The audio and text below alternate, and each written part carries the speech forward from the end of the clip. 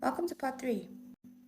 Just to continue, I had been invited to the one-man show to which I had declined, and I stayed home, and I was baking the next day, and a friend of mine called me the day after the concert and told me that, hey dude, you are trending. When I checked the trending list, it's Lady Zamar, side chick, Lady Zamar, homewrecker. To which the person who put me in this situation to begin with says nothing to address the fans and the people that are going on and on about the fact that I am a side chick. I've mentioned before that my brand is very important to me and I did not want to be associated with things that were negative. And for me, having that type of title, to be a homewrecker, to be a side chick, was a very, very damaging label. Considering the fact that I had not been a willing participant in the starting of that relationship to begin with.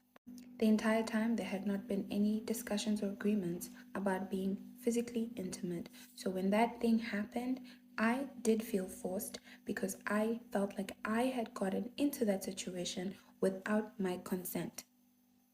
And moreover, I stayed in the situation because I felt like I deserved it, because I felt like I had walked in there willingly. I did not have to be there. And so the entire time throughout that relationship, I blamed myself.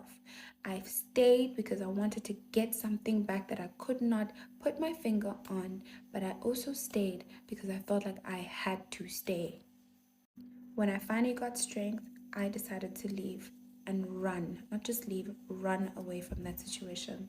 So, can you believe my horror that the career that I've worked for and worked so hard on for such a long time was being tarnished by, again, unwillingly tarnished by something that someone had done carelessly without telling me, without consulting with me, and just deciding on their own to attach themselves to me in such a public way?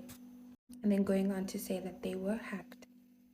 From April up until the point that I told people that I had been sexually assaulted by someone, I had decided, after working through it with a lot of the people around me, that I would not tell anyone, and I would end up writing a memoir one day which would detail the account when my career was no longer in jeopardy. I had decided to die with that secret up until that moment that my name came up and again was attached to being a homewrecker. I'm a Christian. I have Christian values. Those are not things that I can subject myself to. And thus, through a lot of pain, I decided to tell the public that this is actually what happened and I wasn't a homewrecker. In actual fact, I had been the one that had been deceived. I had been the one that had been hurt. I had been the one that had been abused.